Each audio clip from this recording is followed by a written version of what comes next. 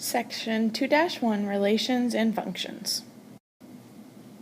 A relation is a set of pairs of input and output values, and you can represent this in 4 different ways. Those 4 different ways are an ordered pair, a mapping diagram, a table of values, and a graph. So let's look at our first set of ordered pairs. Now, ordered pairs are normally written as x, y, so I could write -1, 2, 2, 3, and 2, -1, and -5, -4. A mapping diagram is made up of 2 parts, the input and the output. The input is represented by your x values, and we normally write these in order from least to greatest. So -5, -1, and +2. Now, you don't have to write +2 twice because it is the exact same number here twice. So now, same thing with the output. These are our y values, and again, we put them in order from least to greatest. So -4, -1, 2, and 3. And then you draw a line connecting them. So -5 goes with -4, -1 goes with +2, 2 goes with -1, and 2 also goes with 3. Now notice that the arrows are just one way, they do not go both ways. So you guys should be very familiar with the table of values. It's x and then y, or input, and then output.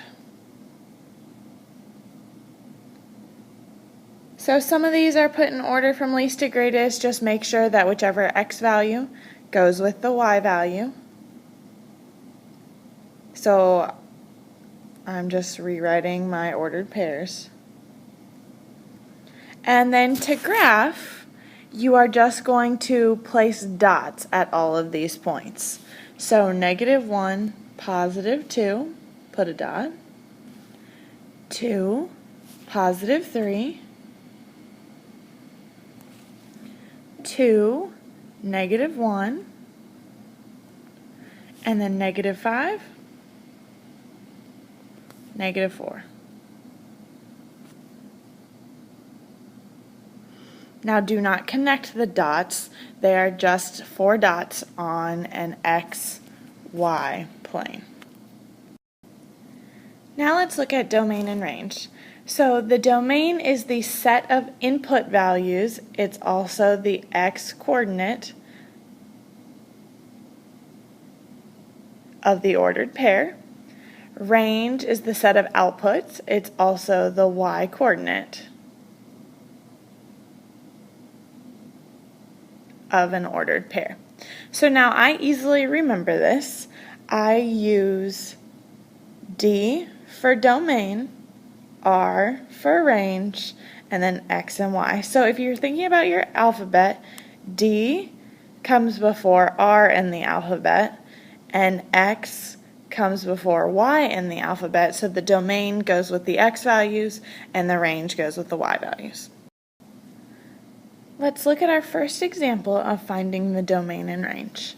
So I have given you a list of ordered pairs, so I have -5, 7, 0, 2, 3, -1, and 4, -7. So when we're writing the domain and range, your book is always going to write them in order from least to greatest. So remember, D comes before R, X comes before Y, so the X values go with the domain and the Y values go with the range. So if you write them in order from least to greatest, the smallest X value is -5, and then 0, 3, and 4.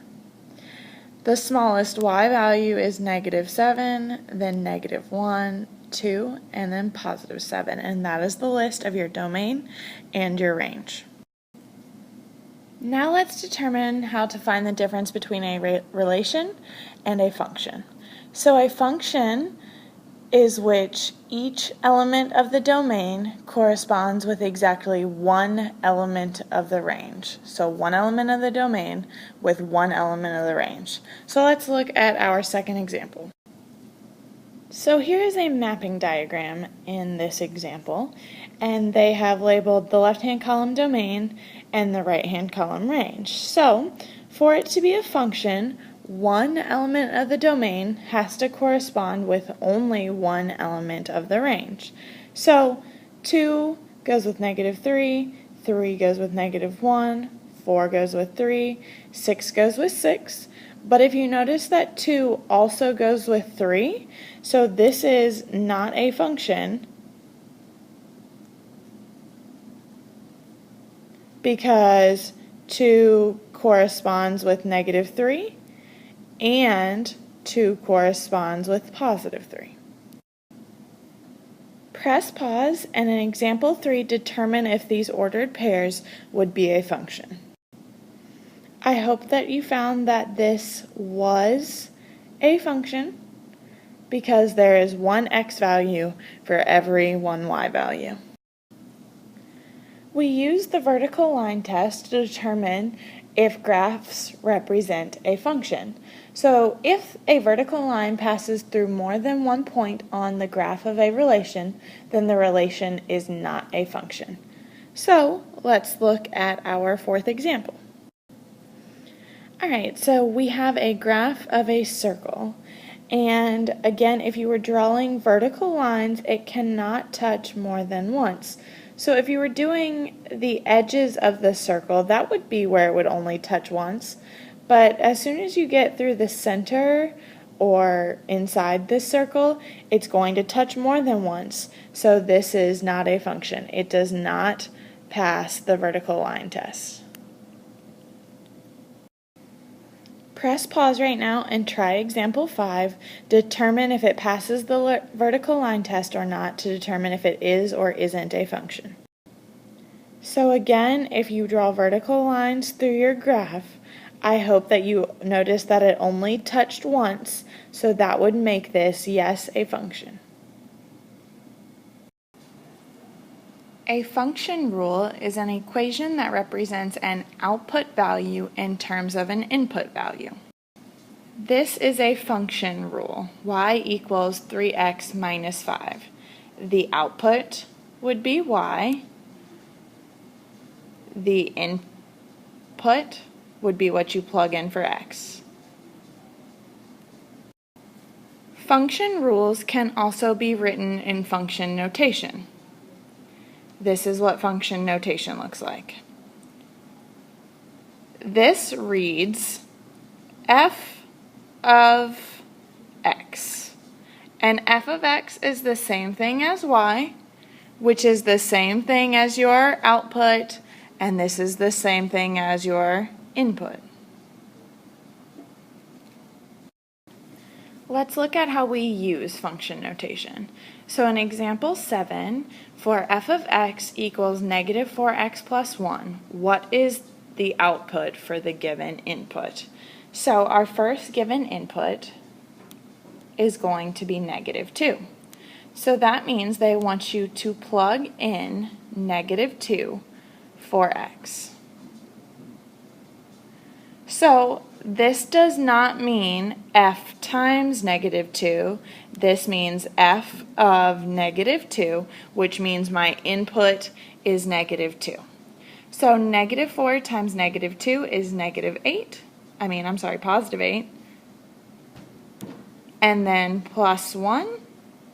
So I get that my given output, or my output is 9, based on a given input of -2.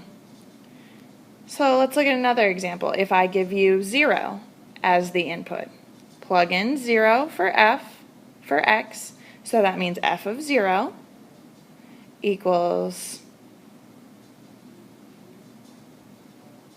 -4 times 0 plus 1. -4 times 0 is 0 plus 1. So my output is 1.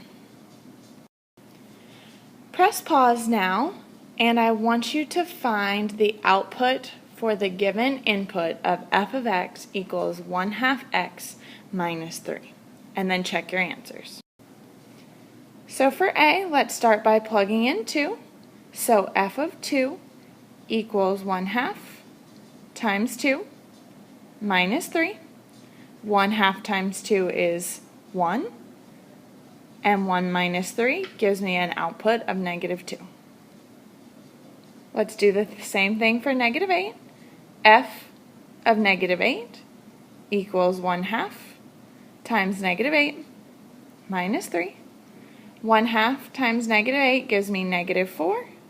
-4 minus 3 gives me an output of -7.